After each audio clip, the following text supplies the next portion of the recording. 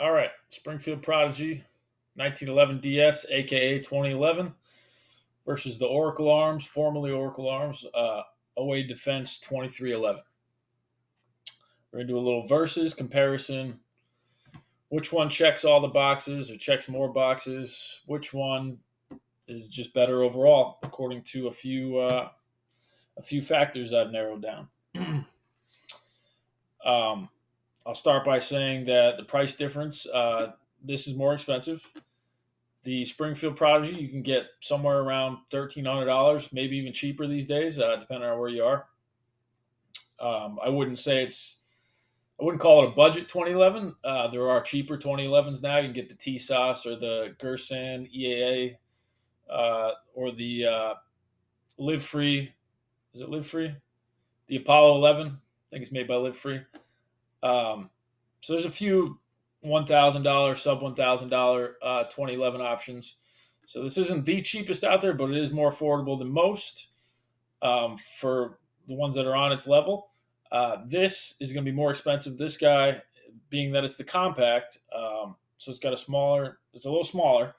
Um, so it's the compact, so it's only 1,800 compared to the full size. I think it's 2,200. So the MSRP on this is around 1,800. So it is a little more expensive, 500 or so dollars more than that one. So the grip is a little bit shorter, smaller magwell. So we'll get into that. So we'll start with that first category then, the grip module.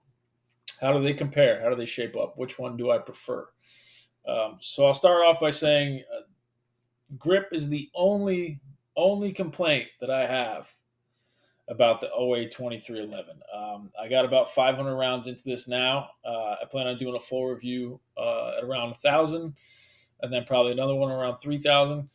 But my only complaint about this is that the grip is just a little short for my hands, and it's my complaint with any compact I found by Glock 19.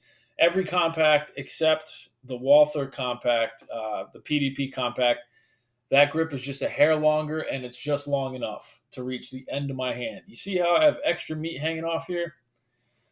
That's my only complaint about this. True complaint is that I don't like when I have extra meat hanging off. My fingers all the way up to the trigger guard, and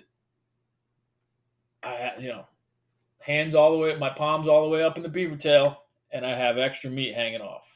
Like I said, that is my complaint about every compact except for the Walther PDP that I've tried and found or owned. But if I had to complain about something, that would be it. That being said, I could get the full size magwell that OA Defense sells. It's the magwell that comes on the full size. They sell it by itself, and that would make it longer. Or they sell a kit where I could get the larger magwell and two 17-round mags, as this one only takes 15. We'll get into that as well in a little bit. But so could fix the problem with a little more money, but out of the box, that is my complaint. Is the grip is just a hair shorter than I like it to be. I don't have huge hands. I don't have the biggest hands, but I don't have small hands either. So I do like a little bit longer grip. So with that being said, the Prodigy has a longer grip. They both have fat grips. I like a fat grip. They both have fat grips. So that they're pretty even there. But the Prodigy has a longer grip, and that's a joy to shoot. I really prefer that. I love a longer grip. I love when my hand is not hanging off the end too much.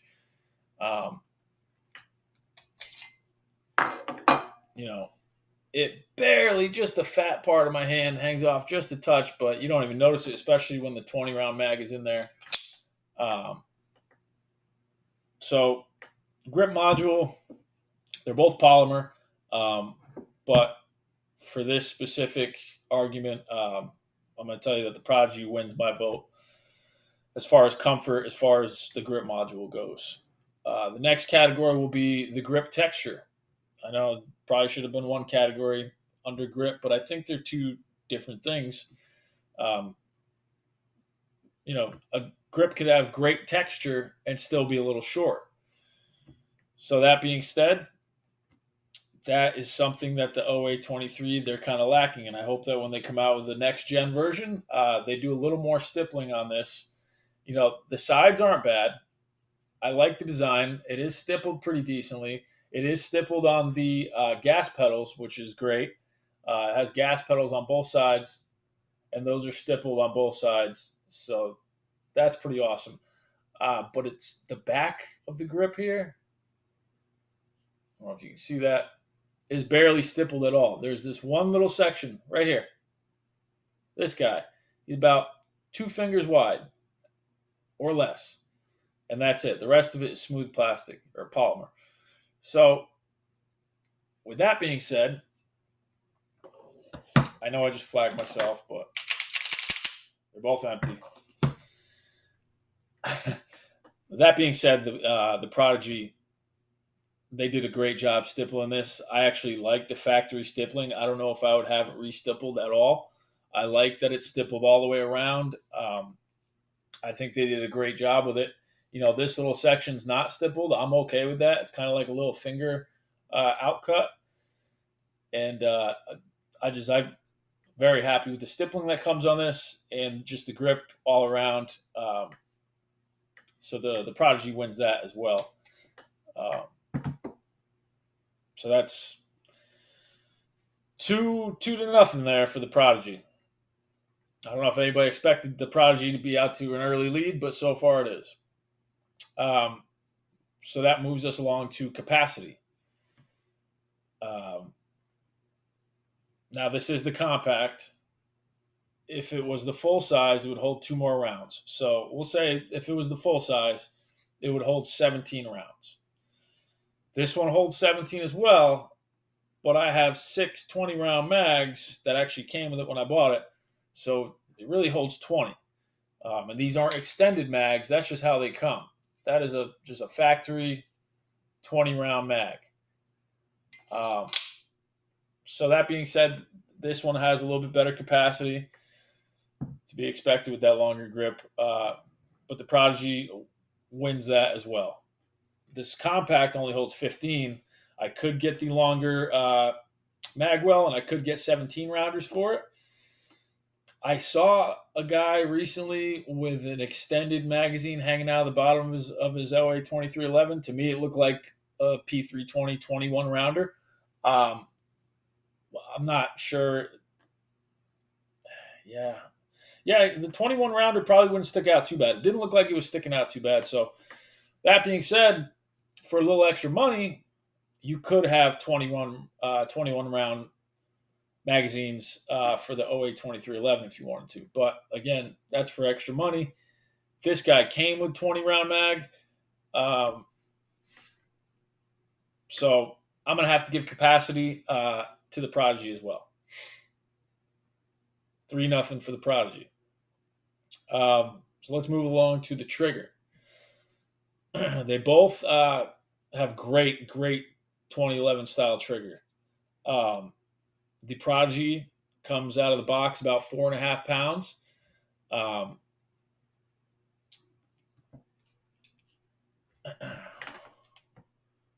It's got a little take up,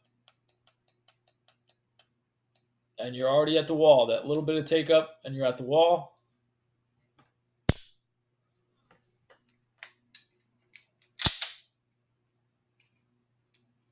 God damn it. Forgot to put a mag in it. And the reset is tactile. It's audible. It is a little bit longer of a reset than this guy has. I will say that. So with that being said, great trigger on the Prodigy. Awesome trigger.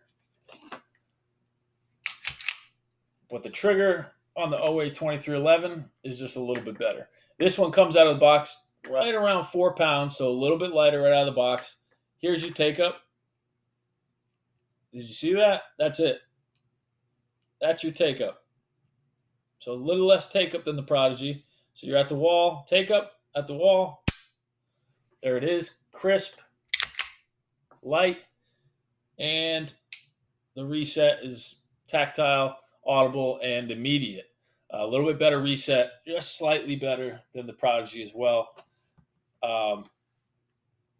So score one for the 2311. 2311 has a better trigger out of the box. My Prodigy has around 1,000 rounds on it now. I would say more than 1,000, and it does seem like the trigger is broken in a little bit now. So it is better than it came out of the box. It came great out of the box, but I think it's even better now. From some other reviews that I've seen, specifically Tactical Considerations, he was saying that, and he tested it, that this trigger does break in as well, and I think his trigger after I want to say he had 1,000 rounds, maybe less. He was at 3 point something. He was in the threes with the trigger pull on that after breaking it in. So I don't think that's quite that broken in yet. It's only got 500 rounds. To me, it feels like it did the day I bought it. So we'll see if that breaks in a little bit more. But even so, with this one broken in and that one out of the box, that's still a slightly better trigger. So we're going to give trigger to the OA2311. So that's 3-1 so far for the Prodigy. Let's talk about the weight. For me, I like a heavier gun, but on the same token, if I'm carrying it in a compact, this is a compact. This is made to be carried. I would like it to be lighter because I originally bought the Prodigy to carry it until I put it in my waistband in a holster and it fucking pulled my pants down pretty much. So the Prodigy is heavy. I like that it's heavy. It's great for shooting. It's great for shooting off of an OWB holster at the range. Awesome. If I'm going to conceal and carry, I want it to be lighter. That's where the OA2311 would beat it. So it's a matter of preference. If we're just talking what I like to hold and shoot, regardless of anything else, what I prefer when I'm shooting, it's going to be a heavier gun. In that respect, the Prodigy wins. Yeah, so I guess it's like I said, it's that one's kind of tricky because if I'm carrying, I want it to be more like this guy. If I'm just talking, how do I like the weight of a gun as far as shooting? Prodigy has better weight. So I guess we'll give it to the Prodigy. So that makes it 5-1. Right? Grip module, grip texture, capacity. No, 4-1. I'm sorry, capacity and then weight. And this guy wins trigger so far, the 2311. Next, let's talk about the overall design. That's another thing that's subject to your opinion, obviously. Your 2011 here is kind of designed like most other 2011s. They kind of based it off the staccato, if you ask me. And now all these other budget ones that are coming out are also based off the staccato, probably more so based off the Prodigy, because the Prodigy, they figured out how to make a staccato, but cheaper. So, with that being said, love the design of this and pretty much any other 2011 I've ever seen. Like everybody else, I'm big fan of the 2011s. I bought into the craze. Let me just say that I also had 1911s before that. I've always liked 1911s. I had a couple when I was a 45 guy. When I had no 9mm, all I carried was 45. That's all my pistols were. I thought, stopping power, and I've come a long way since then. I think 9mm is my preferred caliber now as far as pistols go. So I don't even have any 45s anymore. I got rid of all. But that being said, always liked 1911s. Love the 2011. Love the design. Love the Prodigy.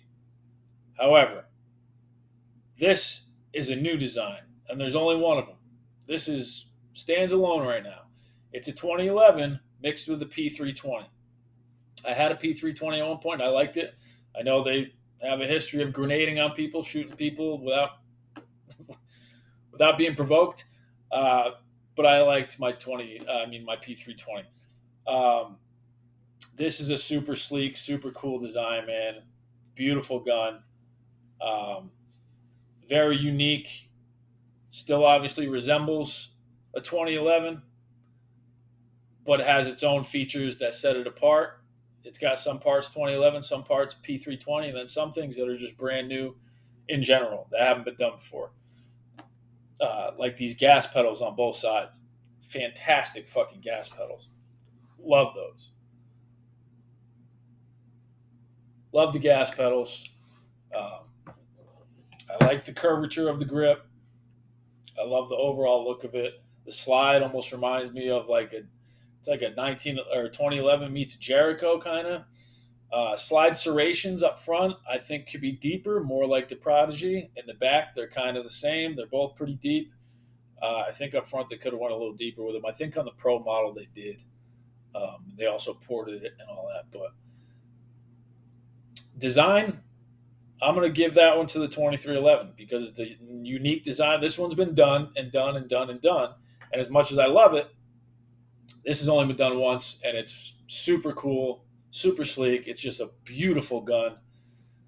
I'm going to give design to the 2311. So that's 4-2 now, right? Grip, trigger, capacity, weight, and design. 4-2 in favor of the Prodigy. So we talked about design. Let's talk about build quality. Um, they're both built great. I love both these guns. These are my two favorite handguns I've ever owned. And I think they're both built to great quality standards.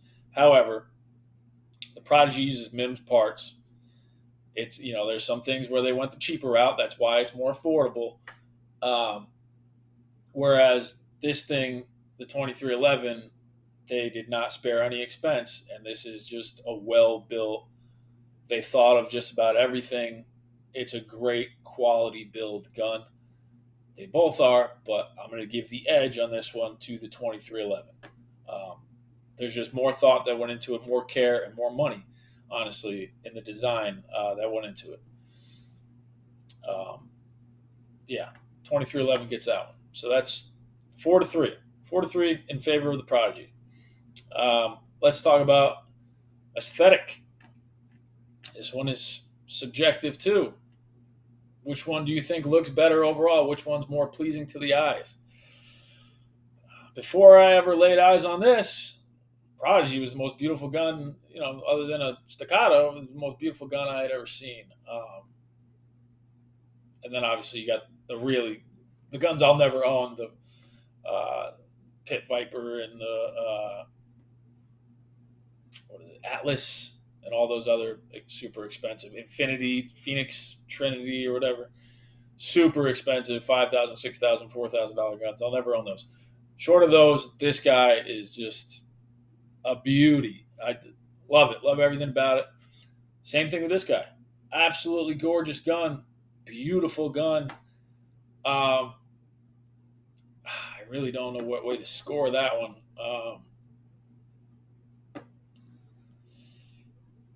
It's a toss-up. I mean, how do you score that? Which one is more aesthetically pleasing? If you go off the basis of what I mentioned earlier, how this one's been done and done and done, and this one's never been done, you may go with the 2311. If you're just a hardcore 2011, 1911 kind of guy, and that's what you love, that's what you stick to, then this is obviously going to get your vote. God, that's a tough choice. I love them both for different reasons as well as some of the same reasons.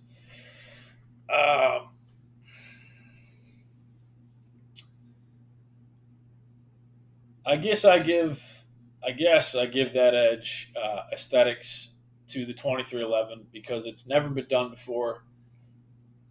I have no complaints about it at all. Like I said, other than the grip being a little short. But the grip design is awesome. The built-in magwell, awesome. This one doesn't. It's kind of got a flared end to it, but doesn't come with a magwell. These guys thought of that. Came with a magwell. The cuts, the gas pedals, just everything about it looks great. So I guess we're going to tie it up with that one and give that one to the 2311. And now we're at 4-4. Is what it is. So we have one last category to break the tie. And that's going to be takedown. Which one of these guns is easier to take down? Well, if you've ever taken down a Prodigy, you know it's a bitch. It's a pain in the ass. You got to get this You got to lock it back and get this little pin to push through without marring or scratching your gun if you can avoid it. And it's a bitch to get that thing to go. It takes some practice. It takes some tries. This one, they thought of a different way to do it that I don't think has ever been done before, and it's kind of genius. It's pretty simple. You lock the slide back, and then you push these pins out from the inside. I'll tell you that again. You lock the slide back, and then you push them out from the inside. They come out much easier than these do. I can tell you that for a fact. I've taken them both down. Uh, so that being said, 2311 wins that one. So that breaks the tie. And while it was close, and while the Prodigy was winning for most of the time, the 2311, I think, wins overall just by a hair, not by much. If you want to throw in a bonus round, maybe we can break the tie with the bonus round. Let's talk about the bags that they come with.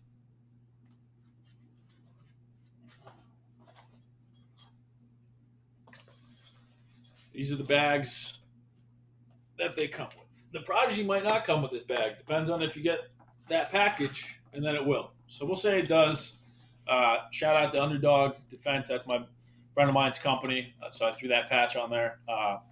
Shout out Underdog. So your bag wouldn't come with that patch.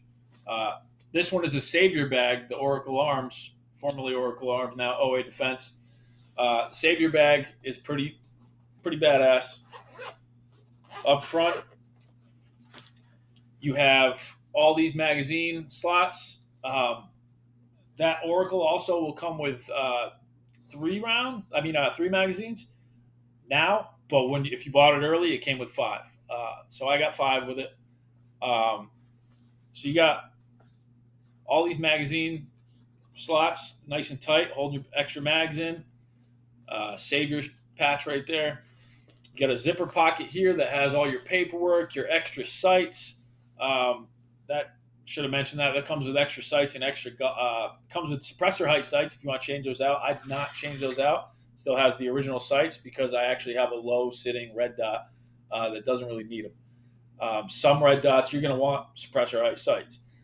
So that being said, in this pouch I have the extra suppressor height sights. I have the extra optics plates and all the paperwork and the manual and whatnot. So that's the front pocket of the Savior bag. And then the back is pretty much what you expect. Oracle Arms. There's actually a pouch right here on this side, a little Velcro pouch. And on this side is something pretty cool. You got the emblem there. So this opens up